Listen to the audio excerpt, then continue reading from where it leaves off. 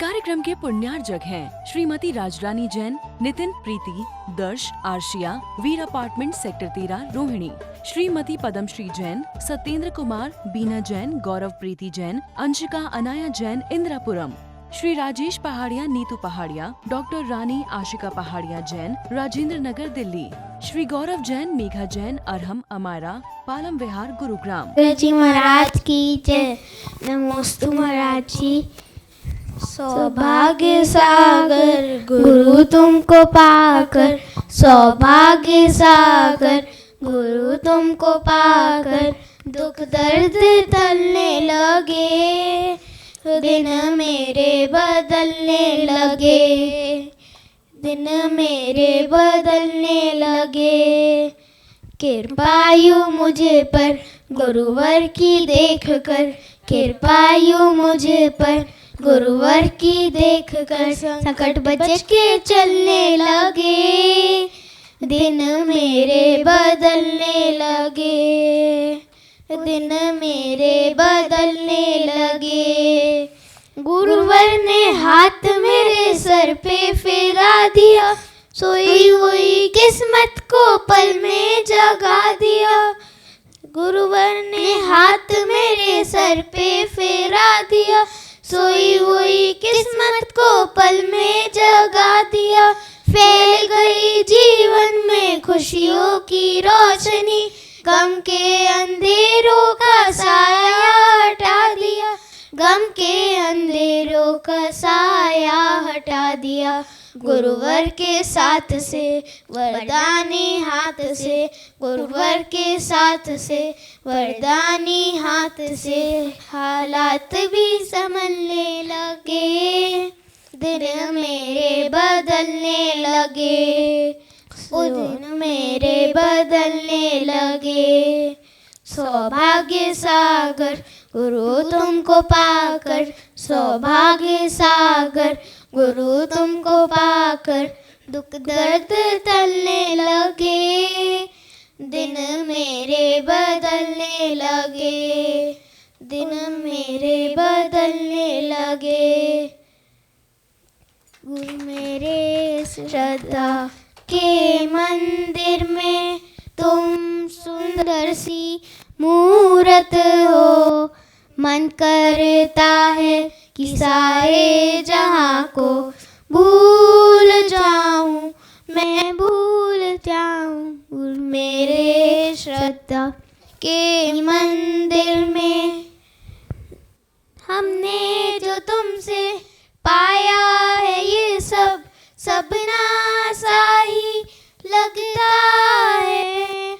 मुस्काओ या फिर डांट भी दो, सब अपना सा लगता है। जो भाव है तुम्हारे गुरुवर, उनको पूरा करना है। अब तुम चरणों का हो जाओ, बस इतनी सी तमन्ना है। हे सौभाग्य सागर, हम तो तेरे नाम की नैया में आ बैठे। मन करता है कि सारे जहां को भूल जाऊं, मैं भूल जाऊं। गुरु मेरे श्रद्धा के मंदिर में तुम सुंदर सी मूरत हो, मन करता है कि सारे जहां को भूल जाऊं, मैं भूल जाऊं। गुरु मेरे श्रद्धा के मंदिर में। नमोस्तु महाराज जी। चलिए देखिएगा, छोटे छोटे बच्चों ने गुरु देखो, चरणों सबसे में। अच्छी बात तो ये है कि पहले तो हिंदी बोलना शुद्ध, और हिंदी बोलना और बिना देखे बोलना। ताली बजा के शुरू करें कि कम से कम जो है सारा। और ये भजन को निकले भी 1.5-2 महीने हुए हैं। 6 तारीख को लॉन्च होता है भजन जो वाला था ना सारा। तो इनके माता पिता गाड़ी में चलते तो महाराज के भजन लगाते हैं, तो सुनते सुनते याद हो जाता है बच्चों को। महानुभाव, आज के समय में सबसे ज्वलंत प्रश्न माता पिता के सामने जब उनके बच्चों की शादी के बाद पोते पोते भी शादी जैसे हो जाते हैं और माता पिता अपने पड़ाव की ओर बढ़ जाते हैं, तो एक बहुत बड़ी उलझन होती है कि वसीयत का बंटवारा कैसे करें। एक समय जीवन में ऐसा आता है कि माता पिता ये सोचते हैं कि मेरी वसीयत का बंटवारा कैसे होगा। जो बच्चा उनकी सेवा में है वह सोचता कि अधिक मुझे मिल जाए, जो सेवा में नहीं है, बाहर से पैसे कमा के भेज रहा है, वह सोचता मुझे मिल जाए। और माता पिता सोचते कि बच्चों को भी मिल जाए और बच्ची को भी मिल जाए। और जो सगे संबंधी ताऊ चाचा बुआ काके मामे जो होते हैं वो सोचते हमें भी कुछ मिल जाए। चिंता वसीयत की है, देने वालों को भी और लेने वालों की। और कहते ना कि जब कोई बट रहा होता ना सामान, तो आपके रिश्तेदार आकर वह लोग भी खड़े हो जाएंगे जिनसे आपका कोई वास्ता नहीं है, जिनसे ना आपका वास्ता है ना जिनके साथ आपका नाश्ता है। क्या है? जिनसे ना आपका वास्ता है ना जिनके साथ में आपका नाश्ता है, वह भी आपके साथ में सगे संबंधी बन जाएंगे कि मैं तुम्हारी पत्नी का, मामे का, काके का लड़का हूं। कब? जब सामान बट रहा है, प्रशंसा हो रही। लेकिन यदि कभी दुख आ जाए तो जो पास का भी रिश्तेदार है, सगा भी रिश्तेदार है, वो बोलता उससे मेरा क्या मतलब, 3 साल से तो मेरी बोलचाल बंद है, चाहे सगा भाई क्यों ना हो। ये संसार की स्थिति है कि जिससे नाश्ता है उससे ही वास्ता है, और जिससे वास्ता नहीं है उसके साथ नाश्ता का पीछे का ता हटा दो, क्या बचता है? उसका तो नाश हो जावे। और उसी व्यक्ति से वास्ता हो जाए तो नाश में ता लग जाएगा, और क्या हो जाएगा? तास्ता हो जाएगा। तो जीवन में नसीहत देने का प्रयास करो, वसीयत नहीं। वसीयत देने के चक्कर में नसीहत देना भूल गए, और जिन्होंने अपने बच्चों को नसीहत दी है उनको वसीयत देने की आवश्यकता नहीं पड़ी। ऐसे में कई परिवार के लोगों को जानता हूं, बच्चों को जानता हूं कि महाराज जी हमारे पास बहुत कुछ है, पिताजी की संपत्ति वो जिसको चाहे दें और हमसे कुछ और लेके दे दें, लेकिन कम से कम उनको शांति से करने दो। ये माता पिता की नसीहत का फल है कि उन्होंने अपने बच्चों को नसीहत अच्छी दी, तो वसीयत देने की आवश्यकता नहीं पड़ी। टेलीविजन पे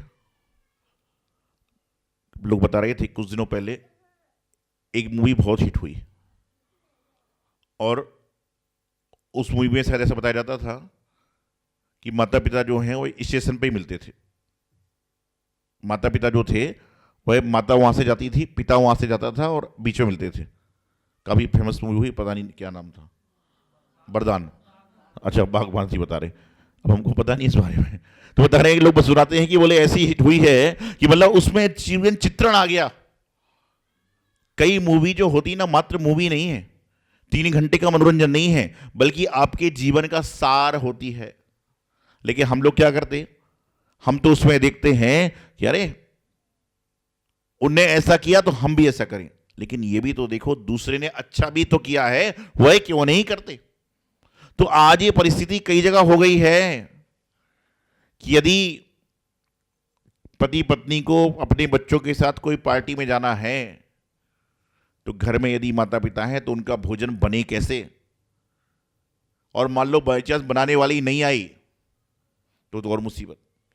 अभी मैं दिल्ली में था, एक जगह, दिल्ली में ही हूँ मतलब, तो एक जगह था मैं, तो एक सास बहू आए, तो मैंने हास्य में कहा बहू से कि आप भोजन बना लेते होगे।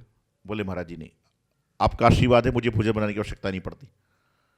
तो मैंने फिर दबे स्वर में सास से पूछ दिया कि भोजन मतलब आप बनाते होगे। बोले नहीं महाराज जी, आपका परम आशीर्वाद है, भोजन बनाने की आवश्यकता नहीं पड़ती। तो दोनों सास बहू यहाँ थे, बेटा साथ में था, तो मैंने धीरे से दबे स्वर में पूछ लिया कि घर में ससुर जी भोजन बनाते हैं क्या? घर में ससुर जी भोजन बनाते हैं क्या? बोले नहीं। वो तो बोले क्या है? बोले ना हमारे घर में सास बहू भोजन बनाती है, ना बहू भोजन बनाती है, हमारे यहाँ तो काम वाली बाई लगी वो भोजन बनाती है। मैंने कहा चलो ये भी अच्छा है, झगड़ा तो नहीं। जीवन में ये हो रहा है कि आज जिन माता पिता ने 4 बच्चों को एक टूटे मकान में रख दिया, वही 4 बच्चे बड़े बड़े मकानों में माता पिता को अल्टरनेट कर रहे हैं। और ये जितने माँ बाप खुश होते ना कि बच्चा विदेश में बुला रहा है, ये सब फर्जी है, नकली है। वो तुमसे प्रेम नहीं है, उसको तो पैसे से प्रेम है। और पोते पोती का वो दे दिया जाता है कि आओ, क्योंकि आया का खर्च बचाते हैं, बुला के कुछ नहीं, तुम्हारा टाइम पास हो जाता बच्चे के चक्कर में। यदि प्रेम होता तो पहले बुला लेते। सर्वथा नहीं है, अधिकतर ये हो रहा है। तो क्या है, नसीहत दीजिए। यदि आप अपने बच्चों को नसीहत अच्छी दोगे तो बसीयत के लिए झगड़ा होगा ही नहीं।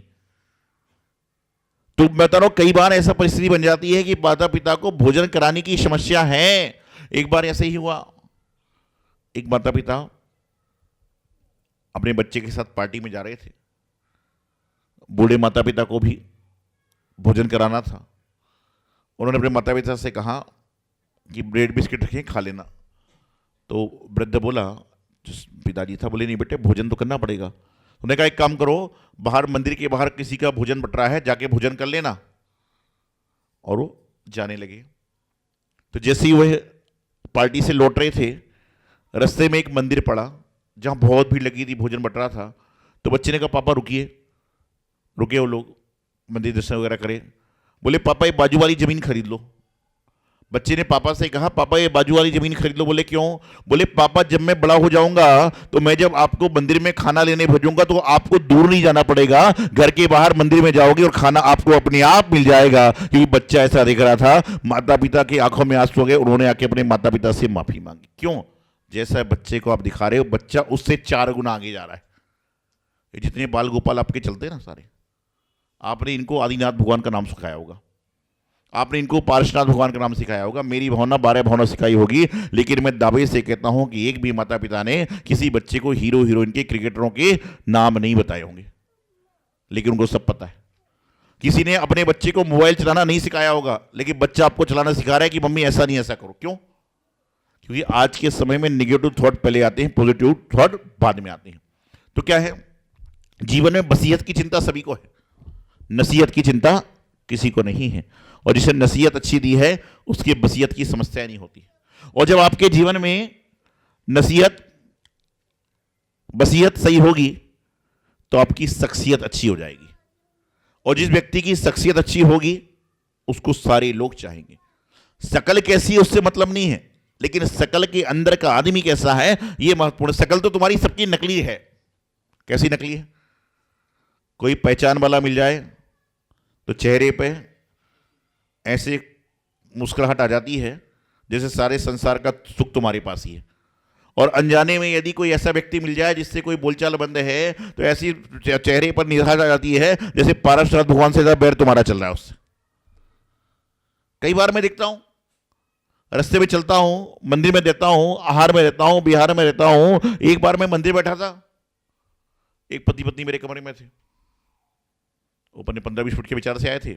मेरी बात ये अच्छी लगी, वो 45 मिनट बैठ गए। इतने में एक पति पत्नी बाहर ही खड़े थे 45 मिनट से। मैंने सोचा क्या माजरा क्या है। फिर जब वो चले गए, वो आए, मैंने पूछा भाई साहब आप इतनी देर से बाहर क्यों खड़े थे? बोले महाराज थोड़ा धूप ले रहा था।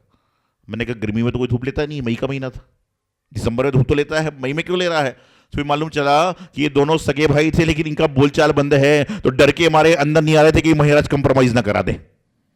डर के मारे अंदर नहीं आ रहे थे कि महाराज, मतलब आधा घंटा इंतजार कर सकता है 2 मिनट आने के लिए। जीवन में आपकी शख्सियत सही होना चाहिए। यदि आपकी शख्सियत सही है, शकल कैसी है उससे कोई फर्क नहीं पड़ता, आंख पे चश्मा कौन सा है उससे फर्क नहीं पड़ता, लेकिन आपकी शख्सियत अच्छी होगी तो आपको हर कोई पसंद करेगा। इंसान की कीमत यदि कपड़ों से होती, इंसान की कीमत यदि लग्जरी कपड़ों से होती तो तुमसे ज्यादा कीमत तो उन पुतलों की है जो दुकान के अंदर कपड़े पहन के खड़े हुए। तुमसे ज्यादा कीमत, यहां पर कपड़ों से कीमत इंसान की नहीं होती है, बल्कि उसके विचारों से कीमत होती है। हमारे पास तो तन पे एक धागा भी नहीं है तो भी लोग महाराज को सुनना चाहते। क्यों? क्योंकि उनके विचार अच्छे हैं, उनके कान अच्छे हैं। तो अपनी शख्सियत को सही करिए।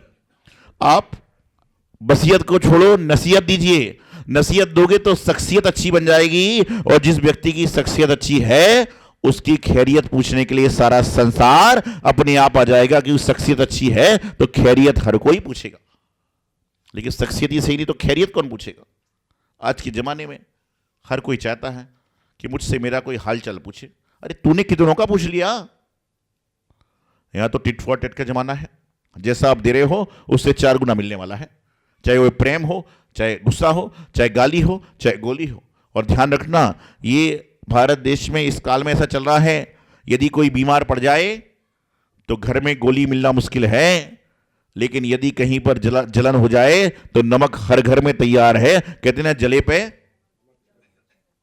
पे नमक छिड़क दिया, तो कहावत है, लेकिन घर घर में नमक की मात्रा भरपूर है, दवाई की मात्रा हो ना हो। तो इसे नमक घर घर में है, मलम घर घर में नहीं है, इसे सोच समझ के काम करिए। तो शख्सियत अच्छी होगी तो खैरियत पूछने वाले लोग मिल जाएंगे।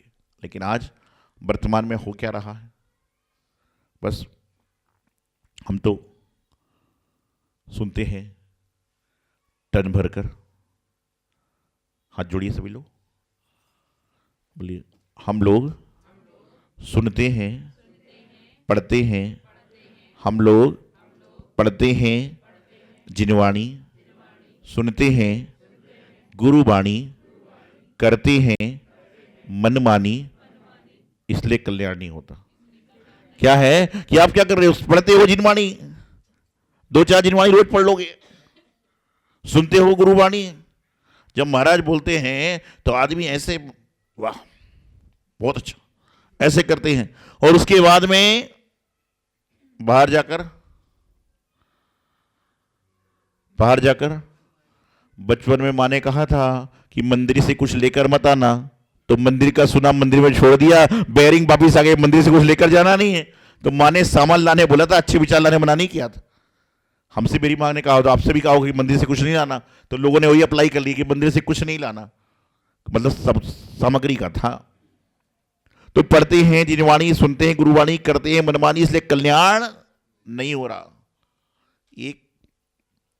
एक छोटा सा बालक जिन मंदिर जाता है तो भगवान के सामने हाथ जोड़ता है निश्चल भाव से, और एक वही बालक जब बड़ा होकर जाता है मंदिर में तो हाथ बाद में जोड़ता है, पहले चारों तरफ देखता है कि मेरी सीट कहाँ खाली है। निश्चल भाव, छल आ गया, और जहां छल है वहां कुछ नहीं है, और जहां छल नहीं है, निश्चल है, वहां सब कुछ है। उस बालक को हर कोई बोलता मेरे पास आके बैठ के पूजा कर ले, और जब वो बालक बड़ा होकर छल करता ना तो उसको कोई बुलाना पसंद भी नहीं करता। तो जीवन में छल रहित बनने का प्रयास करें, निश्चल बने। तो क्या है कि बसियत की चिंता मत करो, सबसे पहले बच्चों को नसीहत दीजिए। नसीहत दोगे तो बसियत की व्यवस्था अपने आप बन जाएगी, और जब बसियत पर झगड़ा नहीं होगा तो शख्सियत बन जाएगी, और जब उनकी शख्सियत बनेगी तो उनके जीवन में खैरियत पूछने वाले बहुत मिल जाएंगे। नहीं तो आज की परिस्थिति है, कहते ना कि अंत समय में 4 लोग चाहिए, कईयों को तो 4 नसीब नहीं हो रहे, वो भी कर्मचारी आते हैं। इसलिए ध्यान रखिए कि हम ऐसा काम करें कि सुख में हमारे साथ लोग ना हो चलेगा, लेकिन जब जीवन में विपत्ति आए तो कम से कम 2 आंसू साथ में बहाने वाले लोग हों, तो समझ के चलना कि तुम्हारे जीवन की नसीहत, बसियत, शख्सियत और खैरियत अपने आप से हो जाएगी।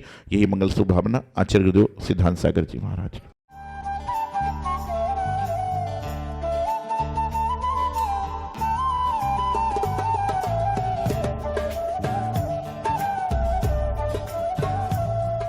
इस कार्यक्रम के पुण्यार्जक हैं श्रीमती राजरानी जैन, नितिन प्रीति, दर्श, आर्शिया, वीर अपार्टमेंट सेक्टर 13 रोहिणी, श्रीमती पद्मश्री जैन, सत्येंद्र कुमार, बीना जैन, गौरव प्रीति जैन, अंशिका अनाया जैन, इंदिरापुरम, श्री राजेश पहाड़िया, नीतू पहाड़िया, डॉक्टर रानी आशिका पहाड़िया जैन, राजेंद्र नगर दिल्ली, श्री गौरव जैन, मेघा जैन, अरहम, अमारा, पालम विहार, गुरुग्राम।